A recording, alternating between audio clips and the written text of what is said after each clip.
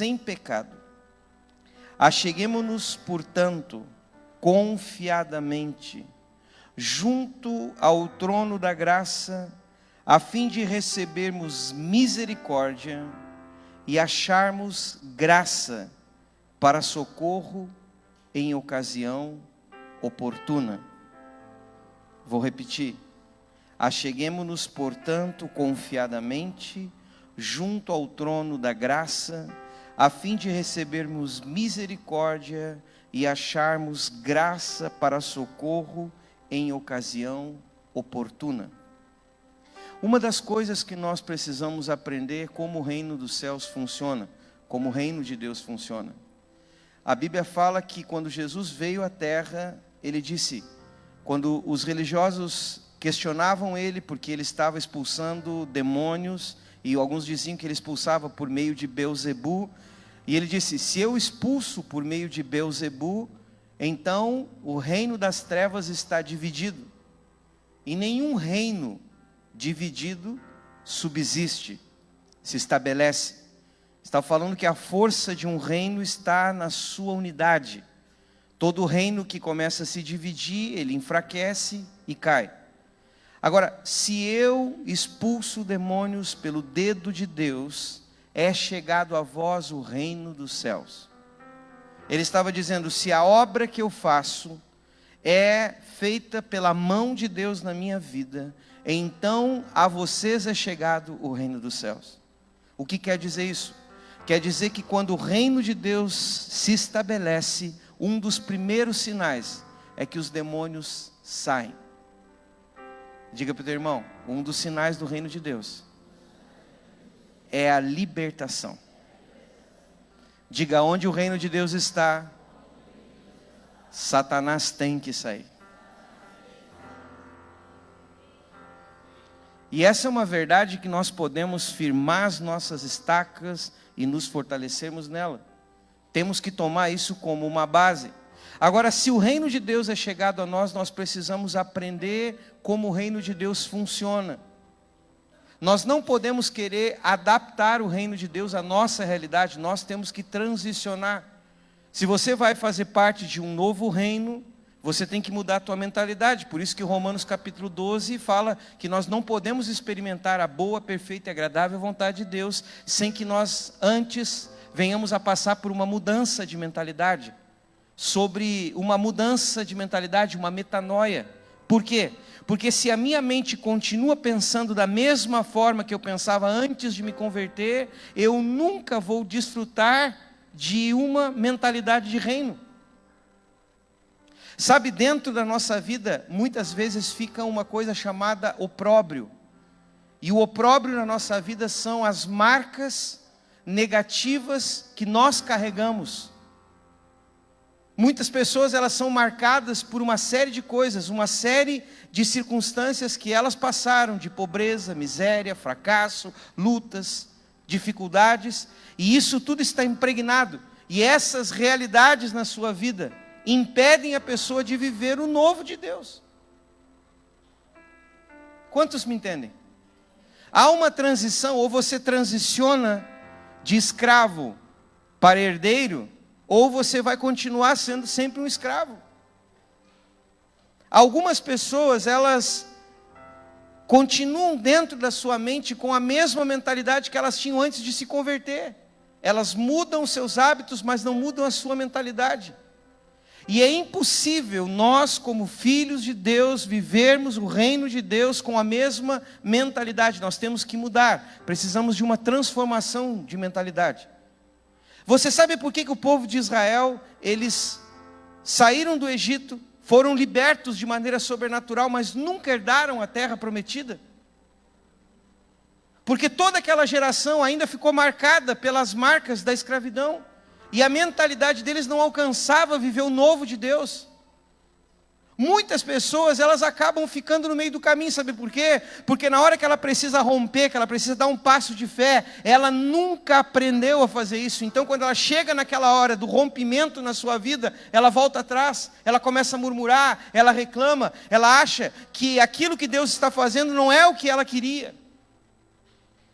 Sabe, o povo de Israel, eles chegaram no limite. Moisés levou eles até o limite da terra prometida. Eles espiaram a terra, eles viram que a terra era boa, que a terra manava leite, manava mel, que os cachos eram gigantes de uva, mas eles não tiveram força para romper, sabe por quê? Porque eles começaram a murmurar, eles começaram a colocar a culpa nos líderes, e começaram a dizer: não, vocês nos trouxeram e nos colocaram mal agora, nós não vamos conseguir. E Deus teve que fazer com que toda uma geração morresse. E com aquela geração morreu uma mentalidade. A geração que nasceu no deserto, olha aqui para mim, era uma geração marcada pelo sobrenatural. Eles não nasceram escravos, eles nasceram dependentes de Deus. Todos os dias pela manhã eles comiam maná. Deus mandava água da pedra, Deus mandava alimento, Deus mandava carne, Deus fazia eles terem vitórias sobrenaturais. Então Deus só pôde levantar uma geração de herdeiros com uma geração de que nasce no sobrenatural. E tem pessoas que elas questionam, porque a sua estrutura, os seus fracassos, as suas derrotas, os seus limites, o seu opróbrio é tão mais forte do que aquilo que Deus está fazendo, que a pessoa ela está programada para duvidar, para reclamar, para murmurar. Talvez você fique pensando assim, mas como isso? Simples, você vai ver se você está pronto para entrar na nova herança que Deus tem para ti ou não. E eu te dou um detalhe: se você tem desanimado e tem murmurado, cuidado, o opróbrio ainda está em ti. Se você acha que aqueles que Deus levantou sobre a tua vida não são suficientes para te levar no teu destino, cuidado. Deus não erra. Nenhuma autoridade é levantada por Deus sem que Ele levante. Quantos améns eu posso ouvir? Aleluia. Agora, se nós estamos conectados agora, que precisamos de uma mudança, vamos entrar naquilo que Deus quer falar conosco nessa noite. O reino de Deus não funciona no cronos. O reino de Deus não funciona cronologicamente. Ou seja, o nosso tempo, o tempo humano, é o tempo cronos. A palavra cronos dá origem à palavra tempo no grego. E daí sai a palavra cronômetro. Daí sai a palavra relógio. Quer dizer que o tempo natural, ele é composto de quê? Ele é composto de estações. Me entendem? Um dia tem quantas horas? 24. Cada hora tem quantos minutos? 60. Cada minuto tem quantos segundos? 60. Então nós sabemos que isso não muda. Um dia tem 24 horas. Uma semana tem quantos dias? 7. Um mês tem 30, 31 dias, 28 dias, depende. O ano tem 4 estações. E isso é cronos. E o cronos determina algumas coisas. Por exemplo, todo sábado nós encerramos uma semana. Sábado é o último dia da semana, certo? É o 7º dia. E o 7º dia o Senhor dá um restart, começa um novo ciclo. Quer dizer que a cada sábado nós começamos um novo ciclo. Você sabia que o sábado o Senhor instituiu como um dia de aliança? Você sabia que o sábado o Senhor instituiu como um dia em que as alianças são feitas? E a renovação de aliança? E eu não estou pregando que nós somos sabatistas aqui, não é nada disso. Nem estou ensinando você a guardar sábado. Eu só estou ensinando uma verdade sobre o sábado. E o sábado é dia de aliança.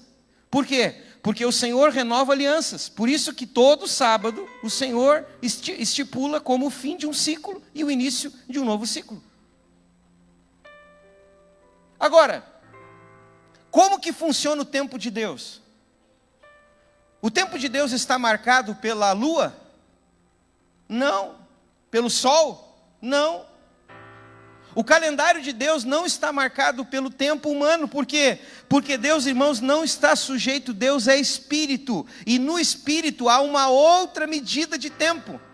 Sabe por quê? Porque Deus é eterno. E a eternidade, o tempo é contínuo. Vamos dar um nó na cabeça dos físicos aqui e dos cientistas. O tempo científico, ele é um tempo finito. É contado em anos, é contado em décadas, séculos, milênios, eras. O tempo de Deus é eterno. O Senhor é e será para todo sempre. Ele não tem princípio, ele não tem um fim. Ele é alfa, ele é ômega, ele é tudo. Ele é o começo e o fim de todas as coisas começam nele e terminam nele. A Bíblia diz que Deus habita na eternidade. A dimensão em que Deus habita não é a dimensão humana, é a dimensão sobrenatural, é a dimensão do Espírito. E na dimensão do Espírito o que conta é a eternidade. Na eternidade as coisas não serão, elas são. Você me entende? Por isso que Deus consegue olhar o teu passado, presente e futuro como se tudo fosse hoje. Por isso que para Deus um dia é como 1000 anos, e 1000 anos é como 1000 dias. Então nós temos que aprender a alinhar a nossa vida com o calendário e com o relógio de Deus. Algumas pessoas chegam aqui nessa casa e elas estão na sua vida atrasadas. Por quê? Porque o seu Cronos descompassou-se com o Kairos de Deus. Deus tinha um tempo para você e você decidiu fazer outras coisas na tua vida. E você tomou a tua curva do tempo. E você está atrasado. Tuas finanças estão atrasadas. Teu ministério está atrasado. Teu relacionamento está atrasado. Ou adiantado. E o que acontece com isso? Você entra num descompasso de temporada. Você está fora do tempo de Deus. Quem já viu um jogador que ele está na cara do gol, os caras cruzam a bola e ele erra o tempo da bola. Que feio que é quando o cara erra o tempo, né? Dá uma furada. É a pior coisa, mas isso não é fácil, você calcular a velocidade que a bola está vindo, você calcular o teu esforço e acertar o momento certo do chute. Pois nós temos que fazer a mesma coisa. Deus está cruzando uma bola.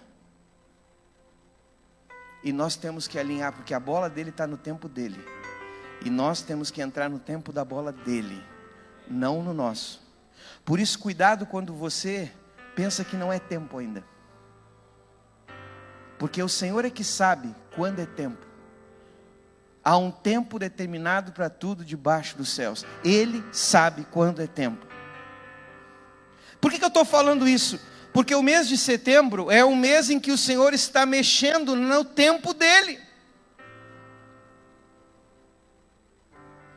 O nosso tempo, Cronos, é contado por um calendário chamado gregoriano. Deus não está no calendário gregoriano. Deus tem o seu próprio calendário. Que doido isso, não? E no calendário de Deus, o ano novo começa dia 10 de setembro. Que estranho, né, irmãos? Por quê? Porque o ano vai começar num dia, no primeiro dia desse mês, não agora no dia 10, mas que para o Senhor é o primeiro dia do mês que Ele estabeleceu. E olha que interessante, nesse dia se comemora uma coisa importante, que é o jejum de Rosh Hashanah. Os rabinos, os judeus, os estudiosos da Bíblia entendem que essa data é uma data marcante. E eles param as suas vidas e durante 3 dias eles jejuam. E por que eles jejuam? Porque estudando eles entenderam que esse é o tempo em que o Senhor abre os seus livros e estabelece novas temporadas para a vida de pessoas. Quantos já leram aquele salmo que diz que o Senhor tem todos os nossos dias escritos no seu livro e nenhum dia faz falta ali para ele, nada? Já leram esse salmo? Quer dizer que todos os teus dias, olha aqui para mim, estão decretados. Olha para o teu irmão e diga: uau! Tá, mas para aí, me explica uma coisa. Já sei que algumas bolhas pularam na cabeça de um monte de gente aqui dentro. Tá bem, que bonito. E o livre-arbítrio? Pois é, o fato de você ter os teus dias escritos não quer dizer que você está vivendo eles.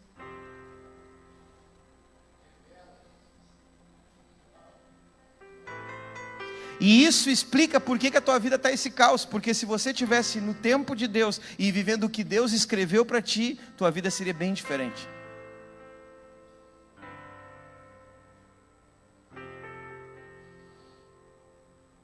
Eu não estou colocando isso como uma doutrina. Eu estou dando isso a título de conhecimento para você entender.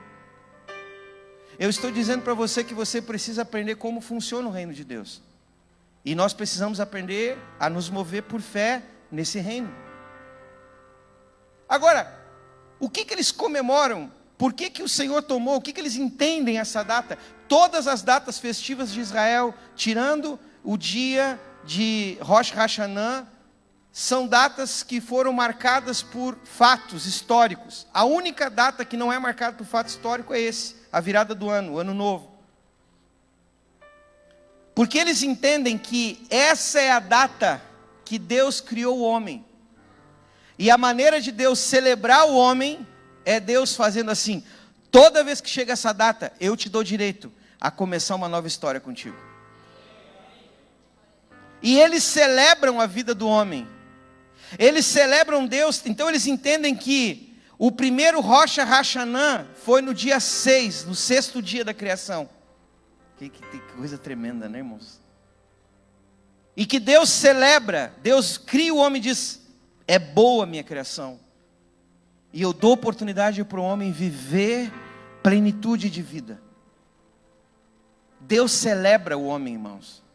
Assim como nós celebramos a Ele, assim como nós celebramos a Deus, Deus também celebra o homem. Deus se alegra, Deus se regozija, Deus se emociona, Deus jubila pela minha e pela tua vida. Você não é um erro, sabe? A Bíblia diz que o Senhor tem prazer em mim, tem prazer em você, o Senhor tem prazer em nós, irmãos.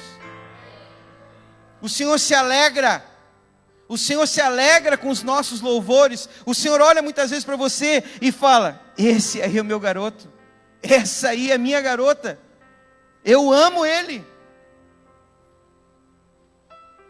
E isso faz toda a diferença no Evangelho. Agora, se o homem desfruta dessa vida abundante, se o homem desfruta dessa presença maravilhosa, se desde a criação do homem, o homem desfruta da presença, desfruta da face, da glória, de tudo, entende-se que esse é um tempo em que Deus está dizendo: sejam bem-vindos à minha presença. Por isso que o escritor de Hebreus diz: não há nenhuma criatura, nada fica oculto diante da sua presença. Então eu vou dizer uma coisa para você: no calendário de Deus, no Kairos de Deus, esse mês é um mês em que o Senhor está dizendo: não quero nada entre mim e tu. Vamos remover tudo que está entre nós. Fale sério contigo mesmo. O que te separa de Deus hoje? É a igreja? Os teus fracassos? As tuas convicções? Teu orgulho? Tua vaidade? Tua soberba? As iniquidades, teus pecados? O que te separa de Deus? O que impede você de ser um homem, uma mulher que queima diante dele? Qual a barreira que você colocou? Sabe por que Adão, ele se esconde? Porque Adão fez caca, irmãos. E caca feia.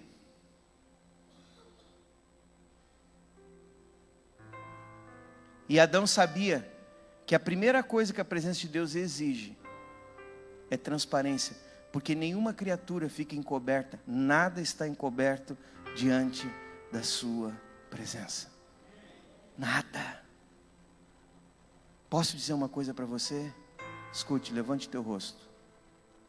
Essa temporada será uma temporada em que Deus vai levantar as tuas cobertas.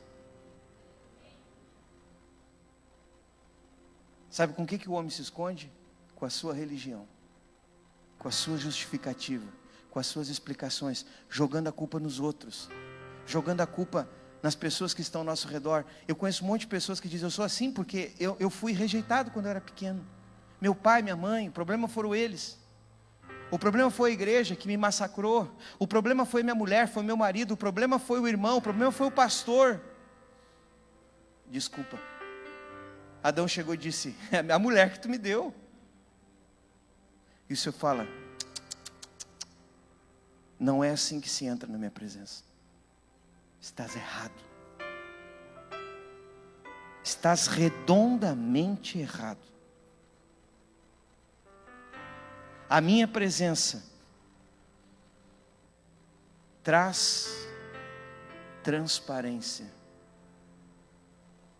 Exige que a tua vida seja exposta. Exige que você reconheça tuas fraquezas. Olha aqui para mim. O Evangelho não exige perfeição de você. Ele exige honestidade. Às vezes nós, temos dificuldade. Temos dificuldade, sabe por quê? Porque somos seres humanos, erramos. E os nossos pecados e as nossas fraquezas, elas estão diariamente diante dos nossos olhos. Ninguém precisa jogar na nossa cara. Nós sabemos tudo que estamos errados. Às vezes escondemos, não aparentamos, não queremos que ninguém veja. E não nos aproximamos de Deus, sabe por quê? Porque Deus, irmãos, na sua presença, tudo que está encoberto é destapado, é exposto, porque diante dele a luz e a santidade estão perenemente, perpetuamente. O Senhor é sempre transparente, tudo diante dele. Quando você chega diante do Senhor, a tua vida está exposta, você fica: puxa, essa área aqui não está legal na minha vida. Como que eu faço? Quando Adão pecou, a pior coisa que Adão perdeu não foi o jardim. O jardim era top. Sabe o que tinha no jardim? Provisão, abastança, alegria, governo, autoridade. A pior coisa que Adão perdeu foi perder estar diante da face do Deus vivo. Ele não tinha mais o acesso diário. Foi colocado querubins ali e eles guardaram a entrada do jardim. Não podiam entrar mais. Agora, cada vez que Adão quisesse se aproximar, ele tinha que apresentar a Deus um sacrifício. 10 dias depois de Rosh Hashanah, se celebra o dia de Yom Kippur, que é o dia do perdão. Conhecido como o dia em que o sumo sacerdote entrava, que vai ser no dia 19 de setembro desse mês, entrava dentro do Santo dos Santos e fazia expiação, propiciação pelos pecados de toda a congregação.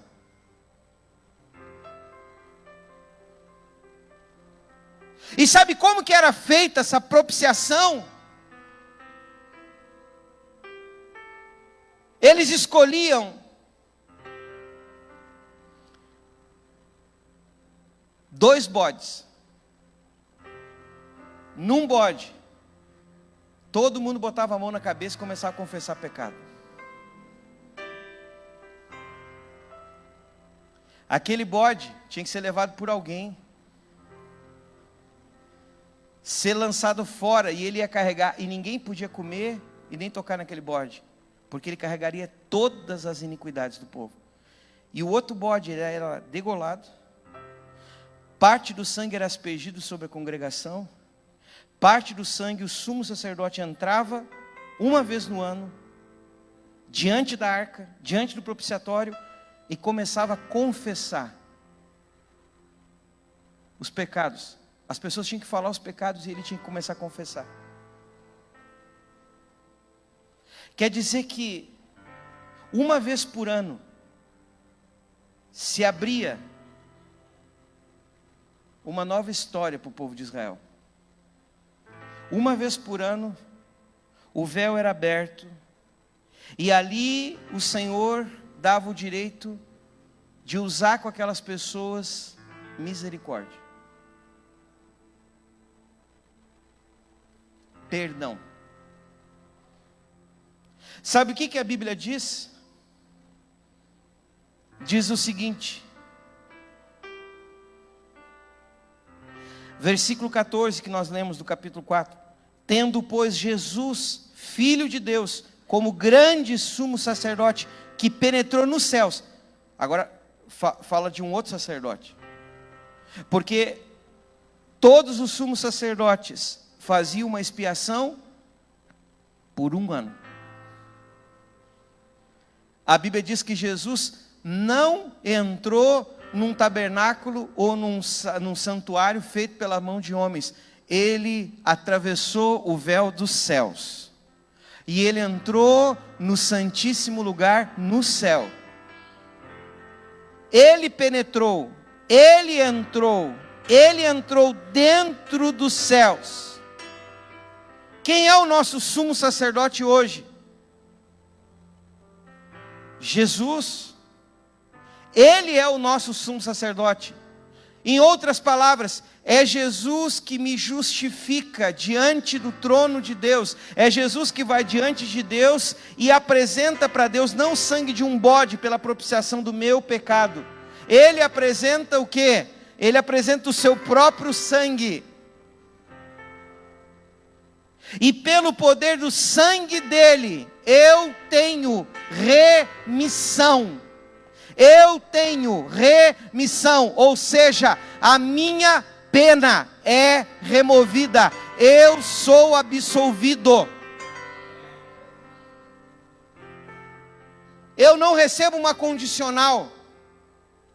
Eu não recebo uma liberdade condicional. Eu não recebo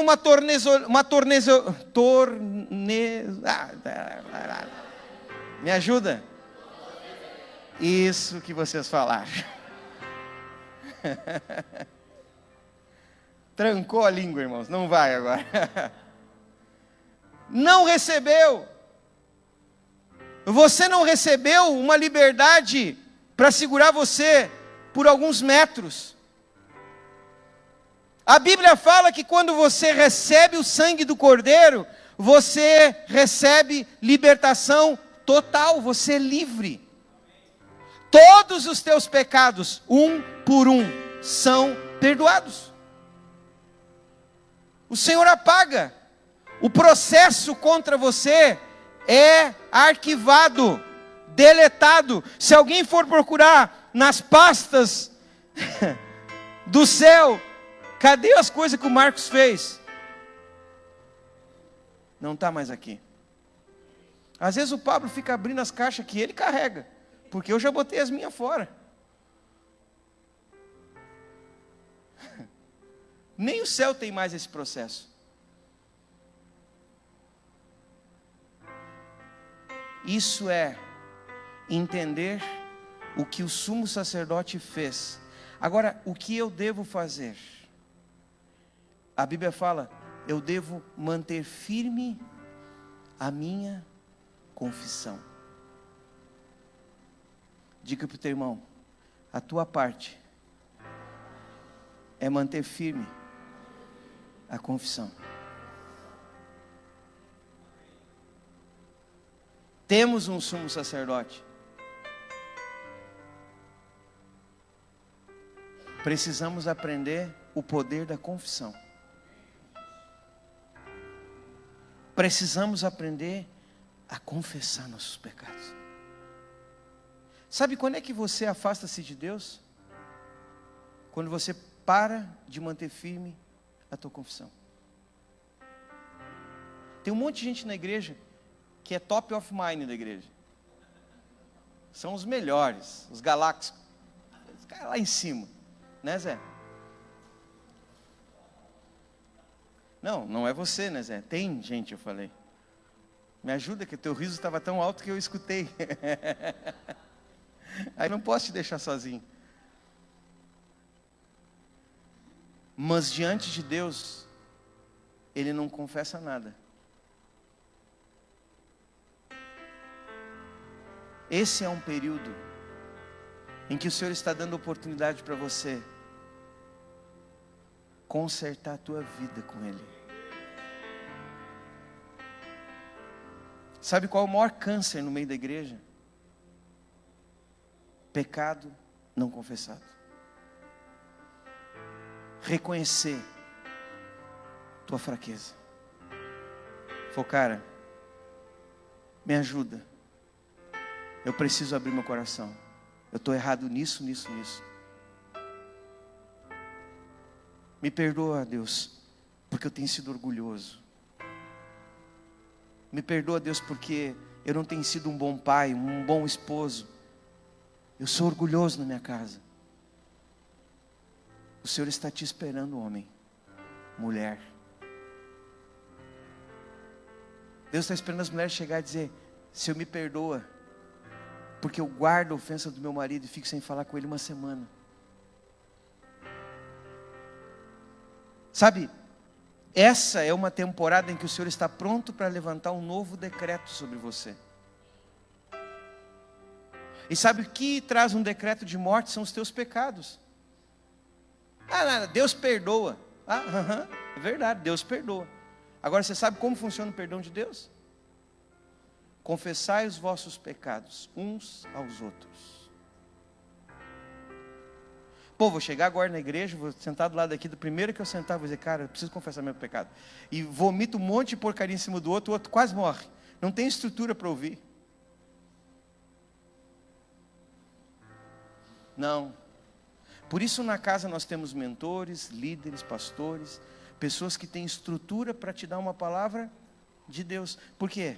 Porque às vezes a palavra de um amigo vai ser para você: tranquilo. Ou vai ser: que desgraçado que tu é. Nós temos que ter uma palavra de Deus. Quer dizer que então, a primeira atitude minha, que quero estar diante da presença de Deus diariamente, deve ser qual? Aprender a conservar firme a minha confissão. Uma pergunta: como está a tua confissão com Deus? Qual foi a última vez que você parou e disse: hoje, Deus, nós vamos fazer um checklist aqui em casa. Eu vou abrir minha caixinha preta e vou botar tudo para fora, Senhor.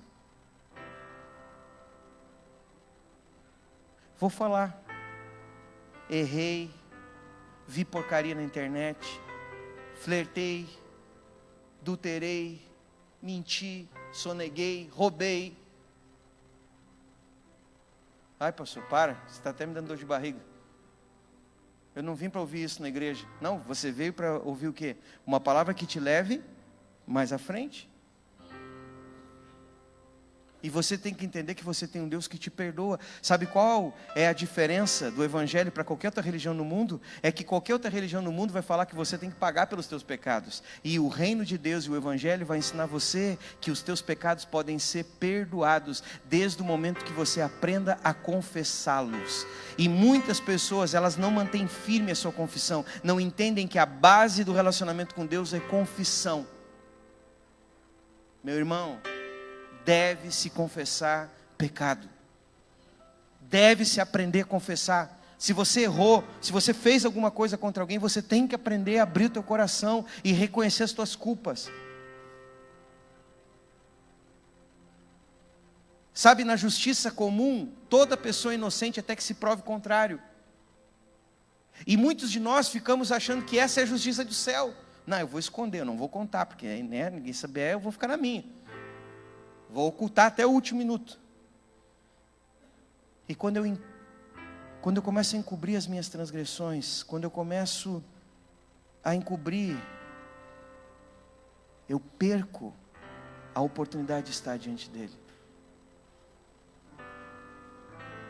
Sabe, eu tenho outras coisas para falar. São 3 passos para estar diante da presença. Um eu dei com você agora. Os outros 2 no culto das 20. Você tem que aprender, irmãos. Que a sinopse do filme atrai os telespectadores. Nesse momento, você tem que aprender que o primeiro passo é confissão. Por que eu estou falando? Porque nós vamos entrar agora nesse período, nós vamos ter 10 dias de jejum. Do dia 10, das 18 horas, na verdade, do dia 9, até as 18 horas do dia 19. Nós estaremos jejuando. E qual é o propósito do nosso jejum? Será realmente alcançar todo o nível de misericórdia e graça que Deus tem para nós como seus filhos. Você vai ficar espantado o que é a misericórdia e o que é a graça. Porque esses são os 2 próximos passos que eu devo aprender quando eu estou diante de Deus. O primeiro é ter uma vida de confissão. Sabe? Aprender a reconhecer as minhas falhas. Ter humildade, irmãos. Amém? Que tal você aí no teu lugar mesmo? Feche os teus olhos. E essa é uma noite de Santa Ceia.